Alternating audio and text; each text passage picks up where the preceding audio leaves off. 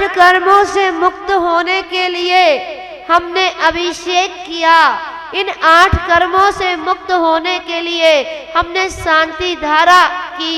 इन 8 कर्मों से मुक्त होने के लिए हम पूजन पाठ विधान करते हैं कि भगवान हम भी आपकी तरह एक दिन 8 कर्मों से मुक्त होकर के 8 गुणों को प्राप्त करके और हम भी आपके महल में आप जैसे सुख को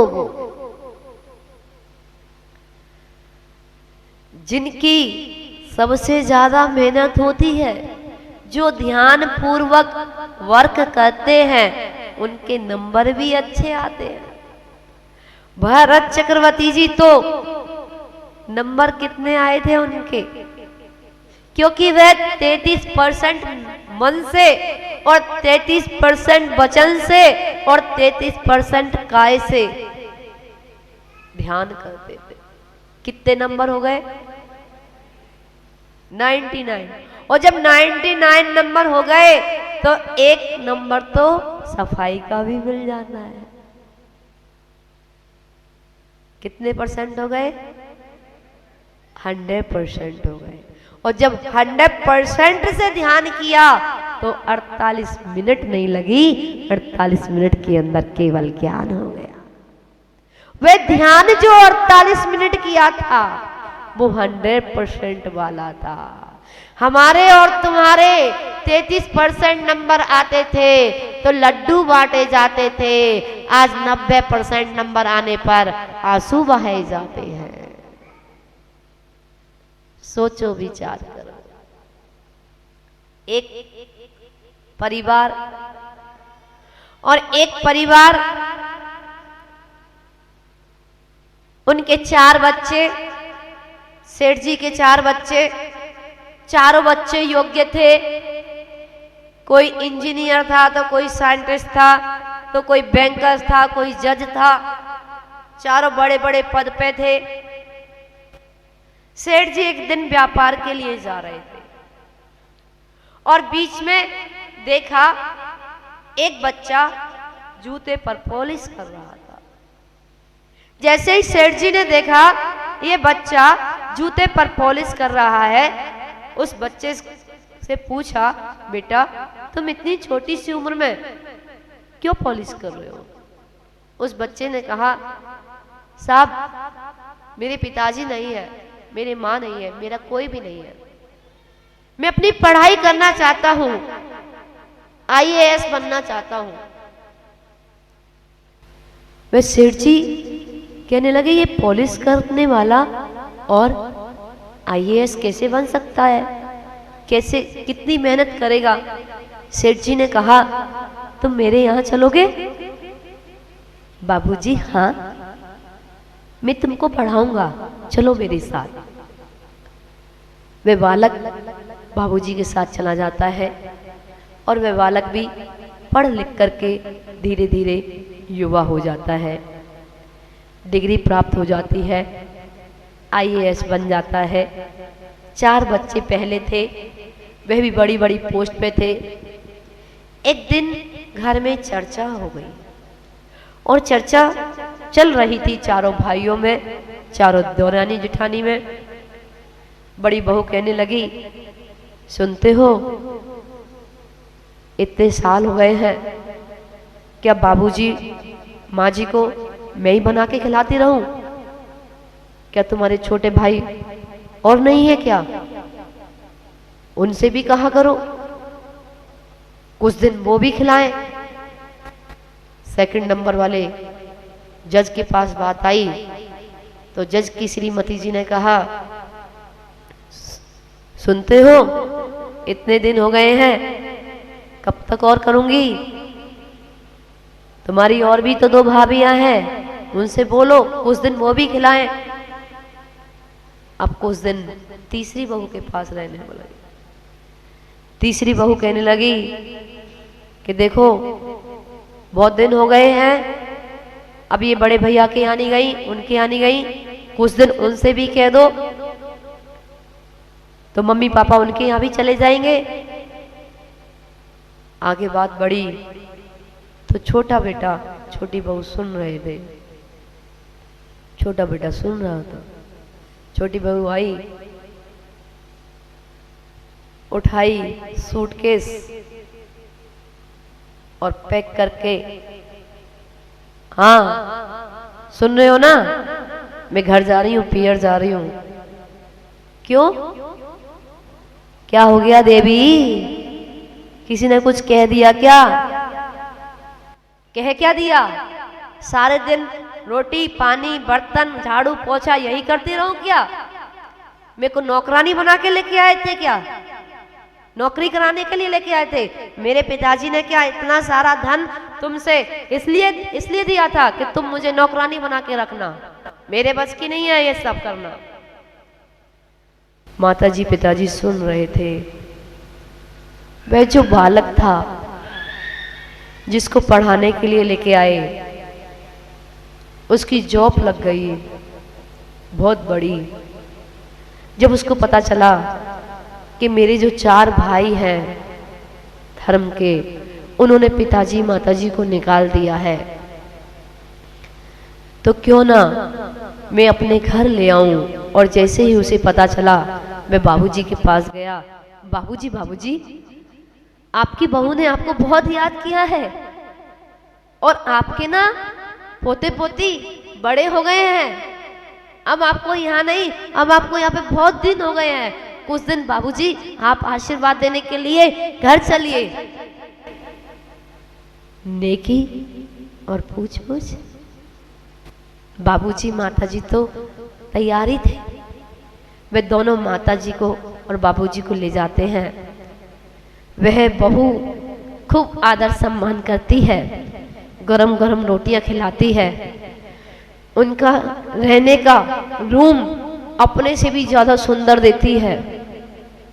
बच्चों को दादी दादा के सामने छोड़ देती है, और वो दादी दादा बच्चों को पढ़ाते हैं लिखाते हैं। वे दादी दादा की खूब सेवा करती है। कौन? वह मोची जो IAS बन गया था। फिर एक दिन सेठ जी के मित्र आते हैं, और सेठ जी के मित्र आके बोलते हैं कि अरे अरे सेठ जी, आप यहाँ, आपके तो 4 बेटे हैं, फिर आप यहाँ क्यों रह रहे हैं? जैसे ही सेठ जी को सारी घटना के बारे में पता चलता है, तो वह मित्र कहता है, सेठ जी एक काम करते हैं। अब मैं क्या करूं, कौन सा काम करूं?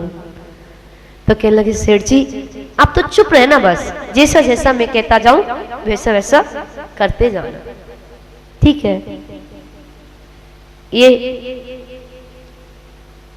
चेक है, इस पे 10 करोड़ का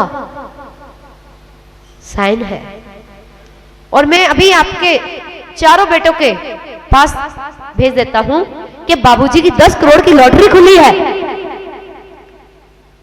और जैसे ही वह मित्र 4 बेटों के पास खबर भेजता है कि बाबूजी की 10 करोड़ की लॉटरी खुल गई है, और जैसे ही 4 बच्चों को पता चलता है, वो बड़ी बहू आती है, अरे सुनते हो, पता है आपको बाबूजी की 10 करोड़ की लॉटरी खुली है। उधर वो मजली बहू कहती है, अरे सुनो ना, ये सारे इन बच्चों को लेके चलो, बाबूजी के पास चलते हैं। वो तीसरी भी कहती है, वो चौथी भी कहती है, अरे सुनते हो, इन बच्चों ने दादी दादा को नहीं देखा है, बहुत दिन हो गए हैं, ये बच्चे दादी दादा को याद कर रहे हैं, चलो क्यों ना हम सब चलते हैं, पिताजी की सेवा करेंगे।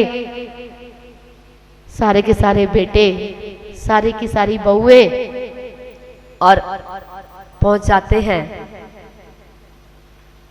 वो IAS के यहाँ। और जैसे ही गेट खटखटाते हैं, कौन? बाबूजी हम, खोलिए। और गेट खोलते हैं, देखते हैं ये तो इतना सुंदर महल, आलीशान सुंदर सब कुछ, बाबूजी का कमरा इतना सुंदर, मम्मी जी की सुंदर सुंदर साड़ियाँ, सुंदर सुंदर जेवर, ये सब देख करके बाबूजी बाबूजी लीजिए लीजिए, ये रसगुल्ला खाइए, लीजिए। सासू जी के पैर दबा रही है बहू, लीजिए लीजिए। मम्मी जी देखो मैं कितनी सुंदर सुंदर साड़ी लेके आई हूँ, देखो मम्मी जी मैं ये सेट लेके आई हूँ, मम्मी जी मैं आपके लिए ये लेके आई हूँ। वह मित्र सब कुछ देख रहा था। होगा। बोली पंचपरमेष्ठी भगवान की।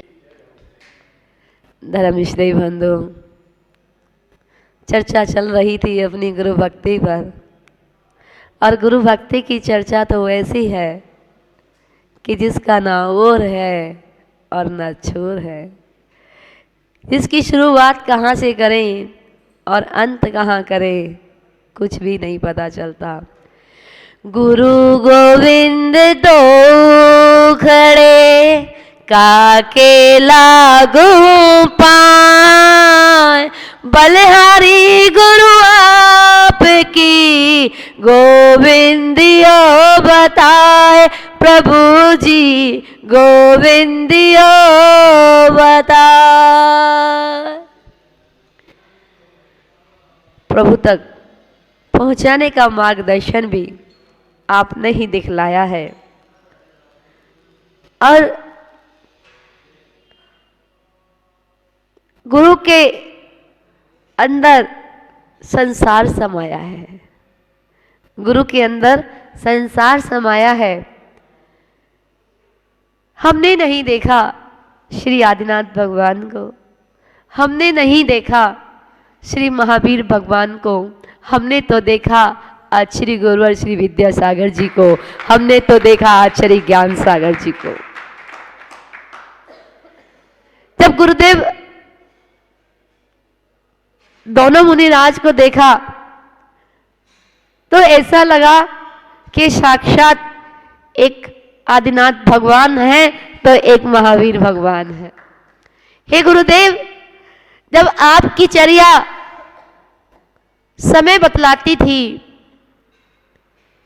आपकी भक्ति गुरु भक्ति सिद्धालय की याद दिलाती थी, आपने जो अपनी चर्या से जन जन को संदेश दिया, उनके लिए हम शब्दों से क्या कह पाएंगे, हमारा तो जीवन भी छोटा पड़ जाएगा।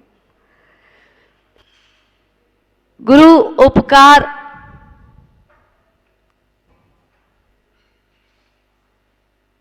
कहाँ तक कहें, जो सीखा है सब आपसे सीखा है। कल हमारी बात अधूरी थी और गुरु भक्ति में कभी पूरी भी नहीं हो पाएगी, मुझे लगता है जीवन पूरा हो जाएगा लेकिन बात कभी पूरी नहीं हो पाएगी। जीवन में 3 खुशियां आई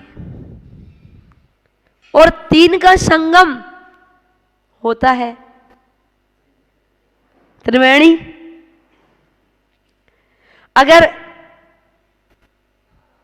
गंगा जमुना सरस्वती कहें तो त्रिवेणी, और रत्नात्रय कहें तो सम्यक दर्शन, सम्यक ज्ञान, साम्यक चारित्र।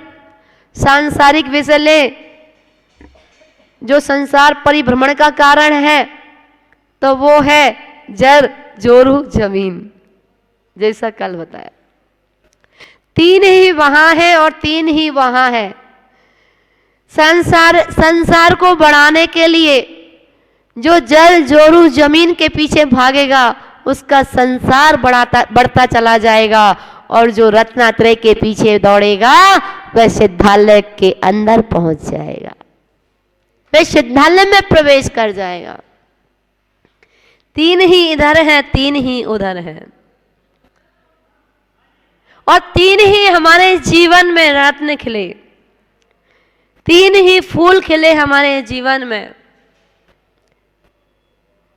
गृह त्याग को तो लगभग 18 से 19 वर्ष हो गए। सन 2006 में छोड़ा था। सन 2020 में दीक्षा हुई और फरवरी में 13 फरवरी को दीक्षा हुई। 15 नवंबर को गुरुदेव कैसे कहें कि चले गए, कैसे कहें कि चले गए, हमारे तो रोम रोम में भरे हैं।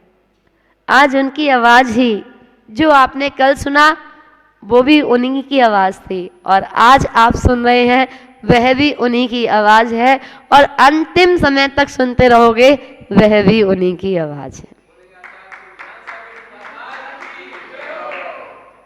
उन्हीं की दी हुई हर एक श्वास है, उन्हीं का दिया हुआ यह जीवन है, उनके अनंत उपकार है। 3 घटना जीवन में 18 से 19 साल में घटी। सन 2006 में गुरु सानिध्य प्राप्त किया। इतना मिला कि कभी कभी आज हमें लग रहा था आप लोगों को देख करके, जब आप लोगों का स्नेह मिलता है तो ऐसे लगता है कि पता नहीं बरसों से पहचान है। शुरू में डर लगता है, कहीं नई कॉलोनी में जाते हैं तो क्या बोलेंगे, हमें तो कुछ आता ही नहीं है और कैसे क्या करेंगे।